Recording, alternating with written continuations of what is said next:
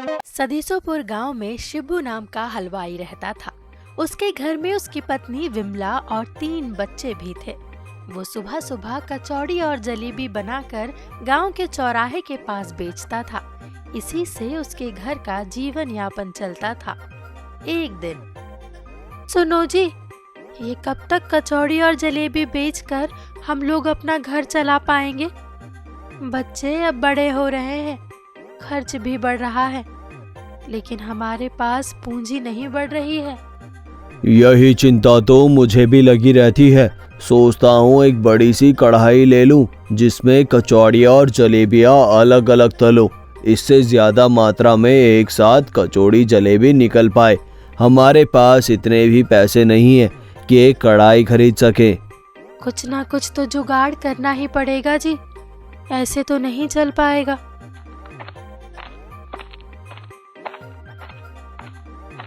तभी उनकी बड़ी बेटी सरिता हाथ में टूटी फूटी कढ़ाई लेकर आती है। माँ देखो ना, ये कढ़ाई टूट गई। अरे कढ़ाई कैसे टूट गई? क्या किया तुमने इसके साथ?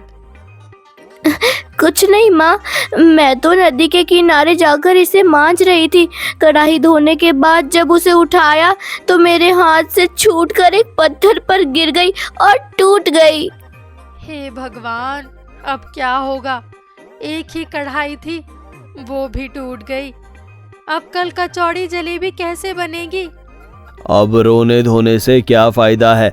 इससे कढ़ाई बन तो नहीं जाएगी। कढ़ाई बहुत पुरानी हो गई थी और घिस गई थी। इसमें बेचारी सरिता का कोई दोष नहीं है, सब दोष हमारे भाग्य का है। लेकिन अब क्या होगा जी? मुझे तो यही चिंता खाए जा रही है कि कल क्या होगा। ना कचौड़ियाँ जलेबी बन पाएंगी, ना घर में राशन पानी आएगा। भगवान हमें कैसे कैसे दिन दिखा रहा है। जाता हूँ, देखता हूँ कुछ इंतजाम हो जाए तो कढ़ाई खरीद कर लाऊं।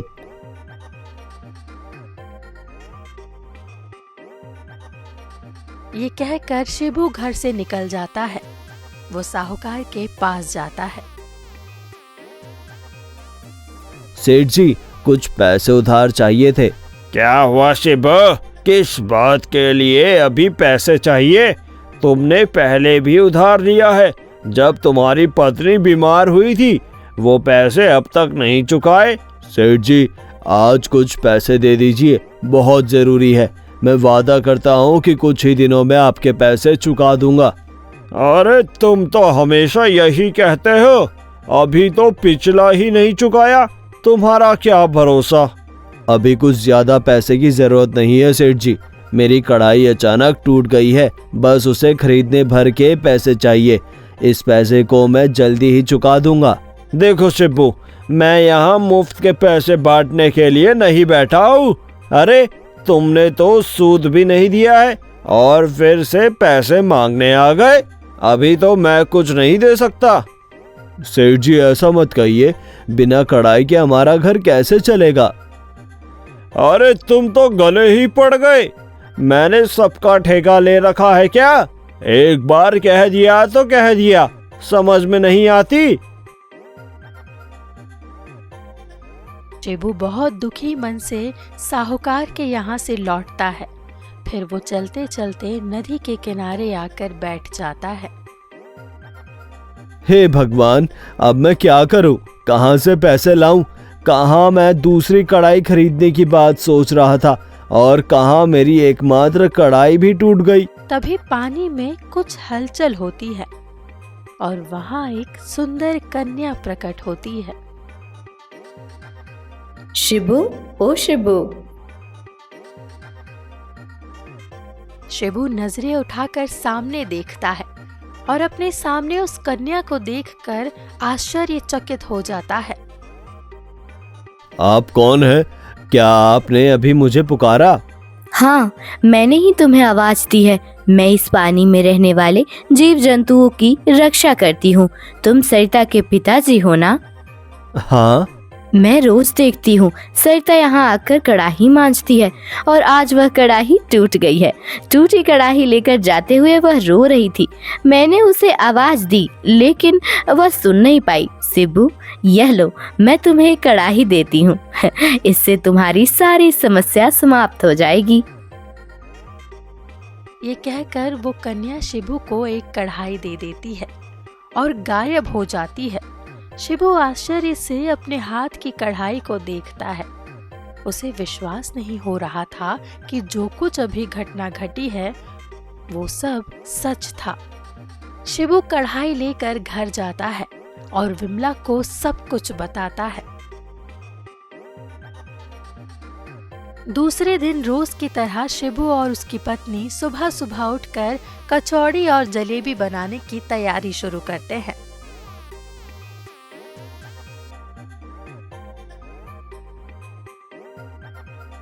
सुनो जी, आज तो बहुत कम कचौड़ी और जलेबी बन पाएगी। कढ़ाई टूटने की वजह से कल सारा दिन बर्बाद हो गया और बाजार से सौदा भी नहीं ला पाई। चलो कोई बात नहीं, जितनी बन पाएगी आज उतनी ही बेच लेंगे। कम से कम आज का खर्चा तो निकल जाएगा। ये देखो, मुश्किल से 15-20 कचौड़ियाँ बन पाई है। तुम इन्हें तल लो।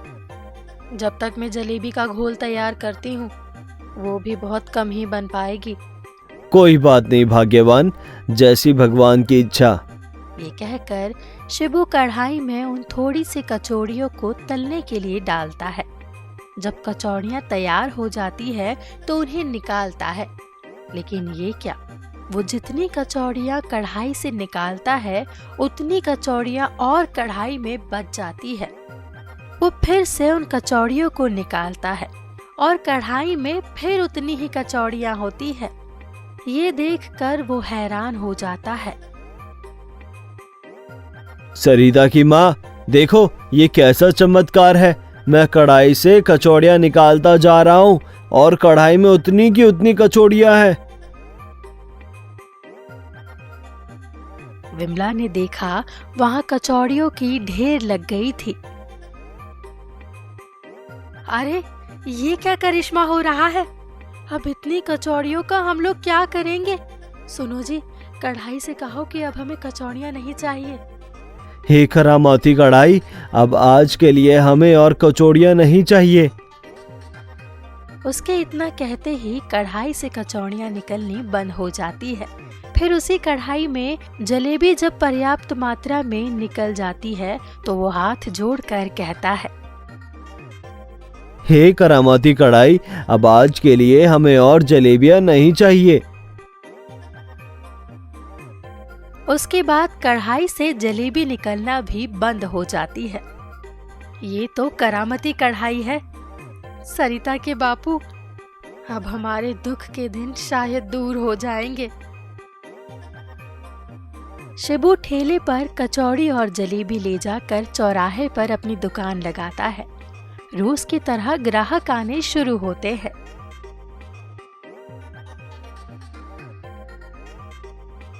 अरे शिबू भैया, मुझे जल्दी से एक प्लेट कचौड़ी और जलेबी दे दो।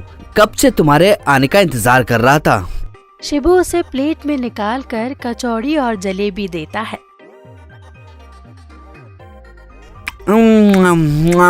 अरे वाह, आज तो तुमने बहुत ही स्वादिष्ट कचौड़ी और जलेबी बनाई है भैया, मजा आ गया। क्या स्वाद है।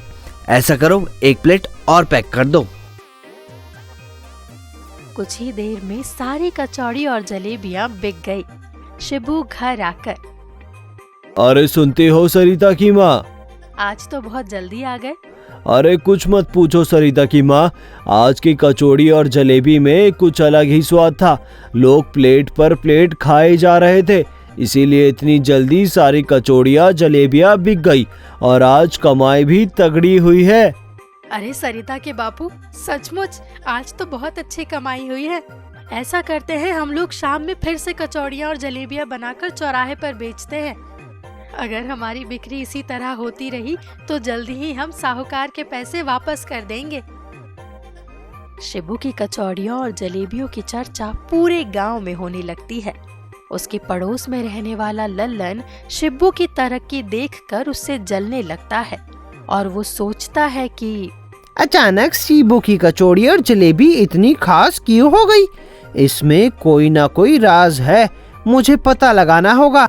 एक दिन सुबह में जब शिबू और उसकी पत्नी कचौड़ी और जलेबी तल रहे थे, लल्लन चुपके से खिड़की के पास आकर झांकता है और ये देखकर दंग रह जाता है कि ये सब उसकी करामती कढ़ाई की वजह से हो रहा था।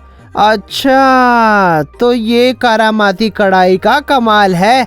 देखता हूँ अब ये करामाती कढ़ाई कैसे उनके पास रहती है।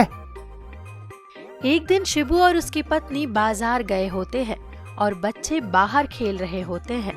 तभी ललन चुपके से उनके घर में आता है और रसोई घर में जाता है। वहां जाकर उस कढ़ाई को उठा लेता है। आज मैं इस कढ़ाई को ले जाकर तोड़ डालूंगा, फिर देखता हूँ शिबू कैसे क्या करता है।